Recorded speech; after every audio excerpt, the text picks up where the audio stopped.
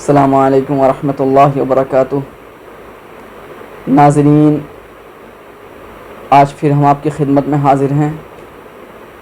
گزشتہ ویڈیو کی طرح آج کی ویڈیو میں بھی ہم چند سوالات کے جوابات آپ کی خدمت میں پیش کریں گے۔ پہلا سوال ہمیں کیا ہے افتخار احمد صاحب ہیں، کوئی سہارنپور سے، پوچھ رہے ہیں کہ کیا میں آپ سے معلوم کرنا چاہتا ہوں کہ روزہ رکھنے کے لیے سحری کرنا ضروری ہے یا نہیں۔ دیکھیے، روزہ رکھنے کے لیے سحری کرنا مستحب ہے۔ نبی کریم صلی اللہ علیہ وسلم کا قول مبارک ہے سحری کے سلسلے میں، تسحروا فإن فی السحور برکۃ، کہ سحری کیا کرو اس لیے کہ سحری میں برکت ہے۔ اور اگر آپ اس کو طب کے اعتبار سے بھی دیکھیں، اگر آدمی سحری نہیں کرے گا تو دن بھر روزہ رکھنے کی وجہ سے پہلے ہی کمزوری رہتی ہے، تو سحری نہیں کرے گا تو اور کمزوری ہو جائے گی۔ تو سحری کرنا ہی بہتر ہے، سحری کر کے ہی روزہ رکھا جائے۔ البتہ اگر کسی کی آنکھ نہیں کھلی اور کوئی روزہ رکھ لے بغیر سحری کے تو روزہ ہو جائے گا۔ اگلا سوال، کیا سحری میں سائرن بجنے کے بعد پانی پی سکتے ہیں؟ دیکھیے دوستو، جو سائرن بجایا جاتا ہے، جو عام طور سے تمام علاقوں میں رمضان میں سحری میں اور افطار میں بجایا جاتا ہے، خاص طور سے سحری کی بات جتنی ہے، سحری میں جو سائرن بجایا جاتا ہے وہ وقت ختم ہونے سے ایک آدھ منٹ پہلے بجایا جاتا ہے، یعنی گویا کہ وہ ایک تنبیہ ہوتی ہے، ایک الرٹ ہوتا ہے کہ اب وقت ختم ہونے جا رہا ہے، آپ اب کچھ کھائیں اور نہ کچھ پئیں۔ آپ نے دیکھا ہوگا کہ سائرن کے تقریباً 1 منٹ کے بعد، 1-1.5 منٹ کے بعد اذان ہو جاتی ہے۔ اذان صبح صادق پہ ہوتی ہے، یعنی اب روزے سحری میں کچھ کھا پی نہیں سکتے اذان کے بعد۔ اور رہی بات سائرن کی، ہم بتا ہی چکے ہیں کہ سائرن جو ہوتا ہے وہ وقت ختم ہونے سے کچھ دیر پہلے ہوتا ہے، تو سائرن پہ پانی پی سکتے ہیں، لیکن بہتر یہی ہے، احتیاط کا تقاضا یہی ہے، سائرن سے پہلے ہی کھانے پینے تمام چیزوں سے فارغ آپ ہو جائیں۔ اکثر لوگ یہ کرتے ہیں کہ سائرن کا انتظار کرتے ہیں، سائرن بجے گا تو ہم پانی پئیں گے۔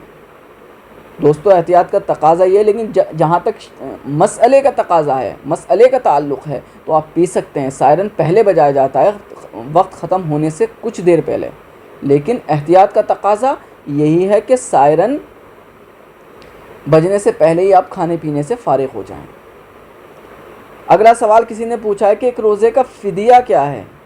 ہم گزشتہ ویڈیو میں بھی بتا چکے ہیں کہ روزے کا فدیہ ایک صدقۃ الفطر کے برابر ہے، یعنی نصف سا، تقریباً 1.25 کلو گیہوں یا اس کی قیمت آپ کسی غریب مسکین کو دے دیں، ایک فدیے کا، ایک روزے کا فدیہ ہے۔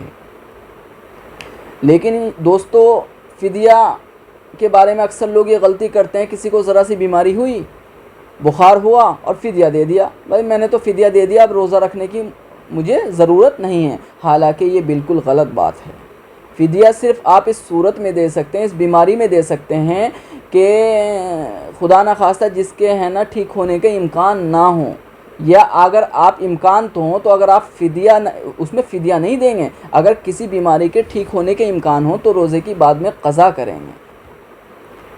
بہت سے لوگ فدیہ دے کر یہ سوچتے ہیں کہ اب تو ہم روزے سے سب دوش ہو گئے، اب ہم سے مواخذہ روزے کے سلسلے میں نہیں ہوگا قیامت کے دن۔ تو گویا کہ روزے کا فدیہ دینے کا اختیار صرف اسی شخص کو ہے کہ جس کو ایسی بیماری لاحق ہو کہ جس کے ٹھیک ہونے کے امکانات نہ ہو۔ اب اس کا نتیجہ یہ نکلتا ہے کہ اگر کسی نے کسی ایسی بیماری میں فدیہ دے دیا کہ اسے بظاہر یہ لگتا کہ اس کے روزے کے ٹھیک ہونے کے امکان نہیں ہیں، اور لیکن آگے چل کے اس کی بیماری سے وہ نجات پا گیا، وہ ٹھیک ہو گیا، تو جو فدیہ ہوگا وہ کل عدم ہو جائے گا اور اس کو دوبارہ روزہ رکھنا ہوگا، قضا لازم ہو جائے گی۔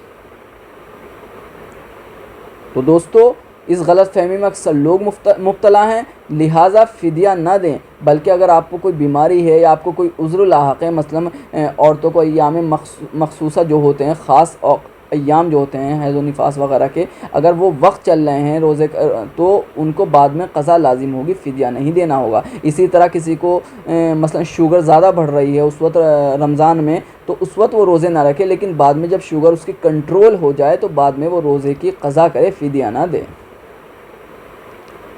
تو دوستو فدیہ وہی دے سکتا ہے جس کو ایسا مرض لاحق ہو، ایسی بیماری میں مبتلا ہو جس کے ٹھیک ہونے کے امکانات نہیں ہو، جس کے ٹھیک ہونے کی کوئی توقع نہیں ہو۔ انشاءاللہ اگلی ویڈیو میں پھر ملاقات ہوگی چند سوالات اور چند جوابات کے ساتھ۔ تب تک کے لیے السلام علیکم ورحمۃ اللہ وبرکاتہ۔